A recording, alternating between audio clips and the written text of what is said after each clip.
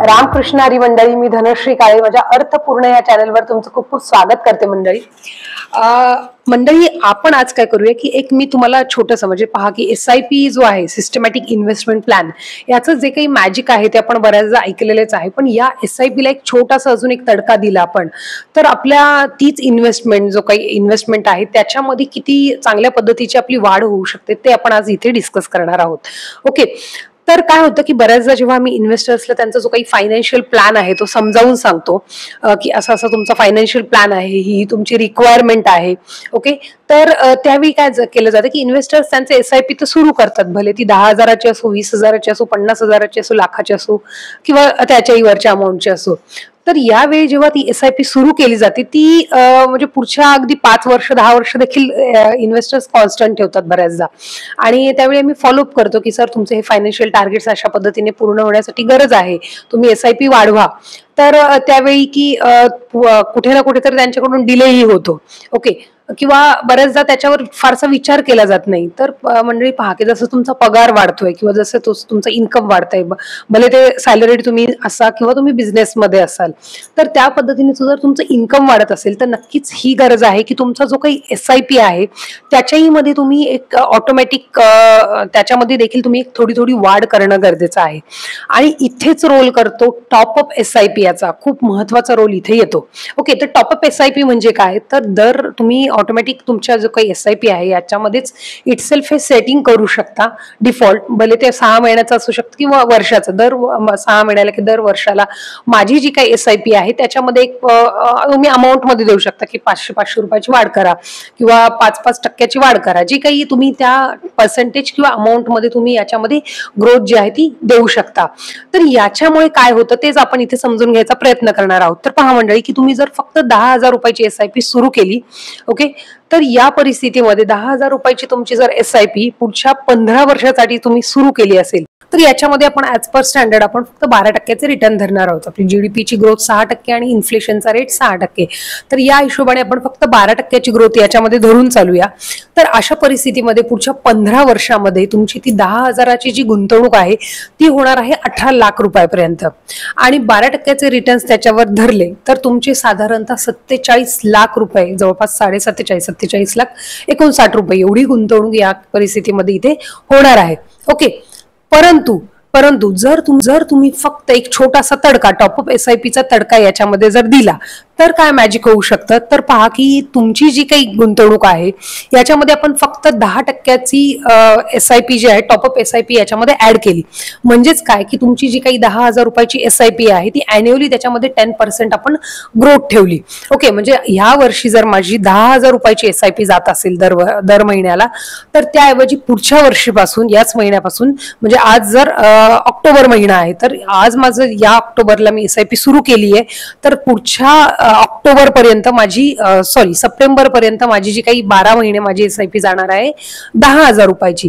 परंतु त्याच्यामध्ये मी नोव्हेंबर पासून 10% मी ग्रोथ घेणार आहे आणि त्यामुळे ती SIP होणार आहे 11,000 रुपयाची. ओके, म्हणजे आपण 10% याच्यामध्ये ग्रोथ घेतोय, त्यामुळे इन्स्टेड ऑफ 10,000 त्याच्यामधून 11,000 रुपये माझ्या अकाउंटमधून ऑटोमॅटिक याच्यामध्ये डिडक्शन होणार आहे. यामुळे होतं काय की तुमची जी या परिस्थितीमध्ये तुम्ही सेम 15 वर्षाची समिती गुंतवणूक करणार आहेत. आता याच्यामध्ये काय की तुम्ही जी काही मगाशी 18 लाखाची जी गुंतवणूक केली होती त्याच्याऐवजी इथे तुमची ऑटोमॅटिक जी काही आपण सेटिंग केले फक्त टॉपअप SIPचं एक छोटंसं सिस्टीम मध्ये, त्याच्यामुळे तुमची इन्स्टेड ऑफ 18 लाख ऑटोमॅटिक तुम्ही 38 लाख रुपये तुम्ही सेव्ह करणार आहात. आणि याच्यामुळे होणार काय की तुमचे जे काही रिटर्न्स येणार आहे ते जवळपास मोर दॅन डबल असणार आहे, म्हणजे ऑलमोस्ट डबल असणार आहे. तर जवळपास 82 लाख रुपये इथे तुम्हाला, जे मगाशी 47,50,000 मिळत होते त्याऐवजी इथे आपल्याला 42,74,000 रुपये यामध्ये मिळणार आहेत. म्हणजेच काय की जे काही आपल्या म्हणजे आपल्याला जे काही सॅलरीमध्ये जी काही ग्रोथ होतीये किंवा आपल्या बिझनेसमध्ये जे काही ग्रोथ होतीये ती आपली ऑटोमॅटिक कुठे ना कुठेतरी याच्यामध्ये इन्व्हेस्टमेंट होणार आहे आणि त्याचा हा फायदा आपल्याला टॉपअप SIPच्या थ्रू आपले फायनान्शियल टार्गेट्स कंप्लीट करण्यासाठी इझिली घेणार आहेत. हे आपण याच्यामधनं अचीव करू शकणार आहे.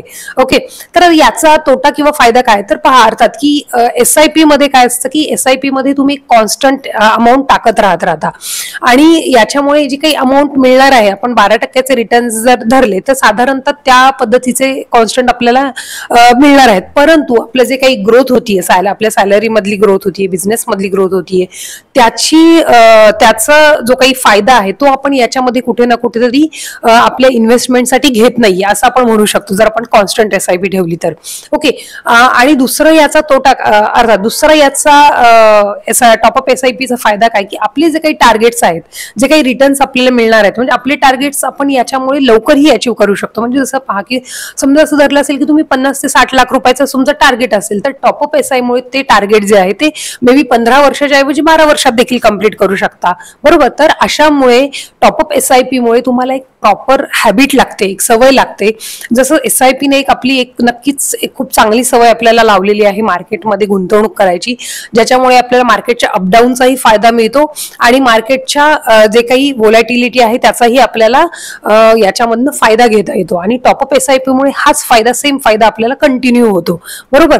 परंतु याचा अर्थात एक दुष्परिणाम देखील आहे की जेव्हा मार्केट हाय असेल तेव्हा जसं SIP मध्ये इन्व्हेस्टमेंट केली जाते त्या पद्धतीने देखील इथे इन्व्हेस्टमेंट आपण केली जाऊ शकते.